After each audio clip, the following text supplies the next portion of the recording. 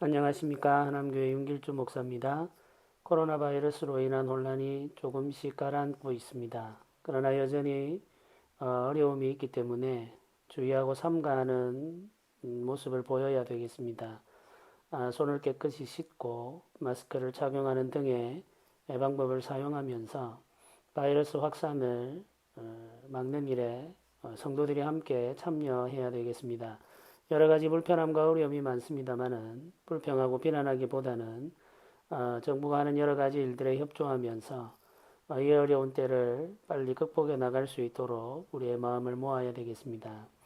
오늘 우리가 함께 나눌 주제는 교회는 그리스도의 몸이라는 주제입니다. 말씀은 에베소서 1장 23절 말씀입니다. 교회는 그의 몸이니 만물 안에서 만물을 충만하게 하시는 이의 충만함이니라. 성경은 교회를 설명할 때 은유를 사용하곤 합니다. 교회를 설명하는 가장 잘 알려진 은유는 몸의 은유입니다. 사도 바울은 교회를 그리스도의 몸으로 설명했습니다. 교회가 그리스도의 몸이라는 은유는 어떤 의미를 가지고 있는지 함께 살펴보려고 합니다. 몸의 은유를 통해 드러나는 교회의 본질에 대해 생각해 보기를 원합니다. 교회의 본질이 무엇인지 살펴하는 것은 매우 중요한 일입니다. 교회가 본질에서 벗어난 것을 타락이라고 역사는 기록하고 있습니다. 교회의 본질을 아는 것은 교회를 교회답게 하는 첫걸음이라 할 수 있겠습니다. 교회가 교회의 본질에 대해서 생각하지 않거나 본질에 대해서 무지하게 되면 본질을 잃어버리게 될 가능성이 더 커집니다.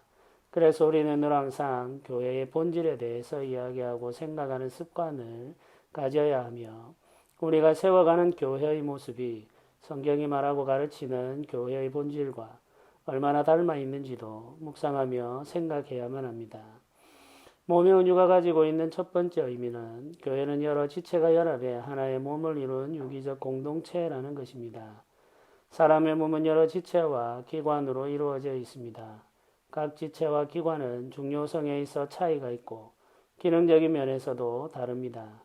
그러나 그 모든 지체와 기관은 서로 연결되어 하나의 몸을 이루고 있습니다.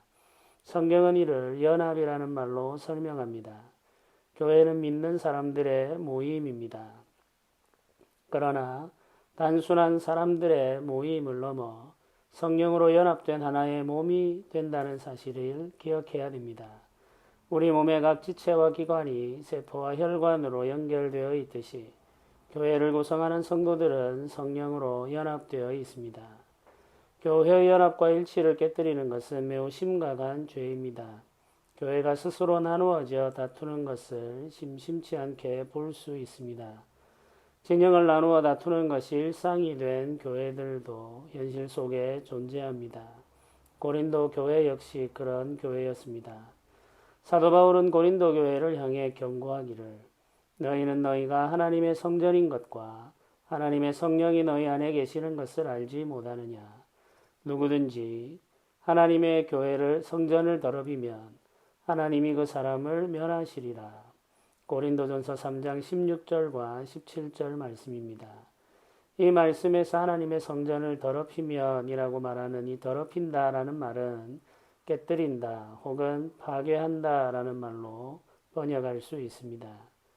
그러므로 이 성전을 더럽힌다는 표현은 성전을 깨뜨려 무너뜨리는 분열의 죄에 대해서 경고하는 하나님의 말씀입니다. 하나님은 교회의 연합을 훼손하는 자를 심판하십니다. 사도 바울의 서신서에서 이 말씀을 제외하고 직접적인 심판 경고를 찾아보기가 쉽지 않습니다. 그만큼 교회의 연합과 일치를 훼손하는 죄를 하나님께서 심각하게 생각한다는 뜻입니다. 우리는 교회를 이루어 살아가면서 분열하고 다투는 일을 가볍게 생각하는 사람들을 만날 때가 있습니다. 그러나 이는 매우 심각한 오류입니다. 진리를 지키기 위해서 우리가 생각하는 옳다고 하는 가치 때문에 혹은 내가 가지고 있는 입장 때문에 우리는 다투며 분열합니다. 아무렇지도 않게 자신의 주장을 내세우기도 하고 나와 생각이 다른 사람을 적으로 규정하며 쉼없이 비난하기도 합니다. 그러나 이 모든 일들은 교회를 분열시키며 깨뜨리는 행위입니다. 매우 두려워하며 주의하고 삼가해야 할 일입니다. 주께서는 우리를 한 몸으로 부르셨습니다. 그러므로 우리는 그 한 몸됨을 지켜가기 위해서 우리가 할 수 있는 최선의 일을 다해야 합니다. 교회가 연합된 하나의 공동체라는 사실을 기억하며 살아가야 되겠습니다. 몸의 은유가 가지는 두 번째 의미는 교회는 그리스도께서 육체로 세상에 계실 때 하셨던 일을 대신하는 공동체라는 의미입니다. 하나님의 아들이 몸을 입고 이 땅에 오신 것은 하나님 나라의 일을 하기 위해서였습니다. 예수께서 고난당하시고 부활하여 하늘로 올라가신 후에는 교회가 그 일을 대신하게 되었습니다. 교회는 그리스도께서 이루신 하나님 나라의 역사를 섬기기 위해 이 땅에 남겨진 그리스도의 몸입니다. 이를 에베소서는 이런 말로 설명하고 있습니다. 교회는 그의 몸이니 만물 안에서 만물을 충만하게 하시는 이의 충만함이니라. 하늘과 땅을 창조하실 때 하나님께서는 생육하고 번성하여 땅에 충만하라고 말씀하셨습니다. 생명이 온 세상에 충만하게 되는 것이 하나님의 뜻이며 이를 이루시는 것이 그리스도의 사역입니다. 부활하신 그리스도는 충만하게 하는 사역을 교회를 통해 이루십니다. 교회는 세상을 충만하게 하시는 그리스도의 몸입니다. 그리스도의 몸인 교회는 남겨진 사역을 위해 그리스도와 함께 고난을 경험합니다. 빌립보서는 이렇게 기록하고 있습니다.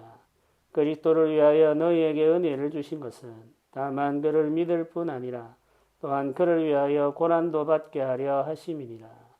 빌립보서 1장 29절 말씀입니다. 교회는 그리스도의 은혜를 받은 공동체이며 동시에 그리스도를 위하여 고난받는 공동체입니다. 그리스도의 몸인 교회는 예수께서 육체로 계실 때 행하신 일을 할 뿐만 아니라 예수께서 육체로 계실 때 경험하신 일을 함께 경험합니다.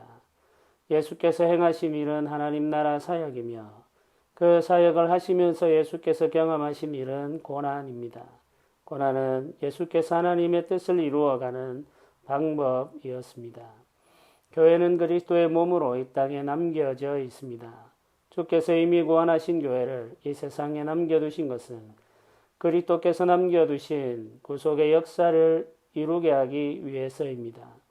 교회는 그리스도께서 남겨두신 그 구속의 역사를 이 세상에서 이루어가기 위해 남겨진 그리스도의 몸입니다. 우리는 그리스도의 구속 역사를 이어가면서 그 역사를 이루어가야 합니다.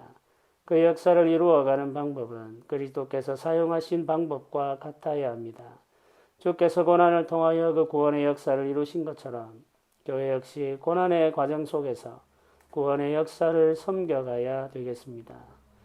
오늘 우리는 그리스도의 몸으로 세움받은 교회에 대해서 배웠습니다.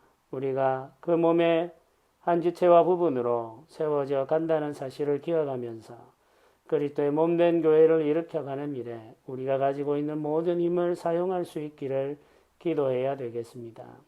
그리스도의 몸을 세우며 그리스도의 뜻을 이루어가는 하나의 교회를 이루어가기 위해서 주의 말씀과 성령을 더 의지하며 주의 은혜를 구해야 되겠습니다. 우리가 가지고 있는 생각과 가치관과 경험을 앞세우기보다는 성령의 음성을 따르며 그 진리의 가르침을 받아서 그리스도의 몸을 세우고 그리스도의 몸으로 섬겨가는 우리가 되기를 소원하며 함께 기도하겠습니다. 은혜로우신 하나님 아버지 감사합니다. 예수님으로 말미암아 우리를 부르실 때 하나의 교회로 부르심을 감사드립니다. 하나의 교회로 부름받은 우리가 힘써 그 하나됨을 지켜갈 수 있도록 지혜와 은혜를 더하여 주시옵소서. 우리가 가지고 있는 본성으로는 끊임없이 다투며 분열할 수밖에 없습니다. 그러나 진리의 말씀으로 우리를 교훈하시고 성령으로 우리를 인도하시면 우리가 하나된 교회를 세워가며 주의 뜻을 이룰 줄 믿습니다. 주의 진리의 말씀과 성령으로 우리를 충만하게 하시고 우리를 교훈하셔서 주의 몸을 세워가게 하실 때 하나의 교회를 세워가게 하시고 주 하나님의 은혜 안에서 주 예수 그리스도께서 맡겨주신 그 그리스도의 구속사역을 온전히 섬겨가는 복된 교회가 되게 하여 주시옵소서. 우리에게 하나의 마음을 주시고 하나의 소원을 허락하여 주시기만을 간절히 소원하오며 예수님의 이름으로 기도드립니다. 아멘.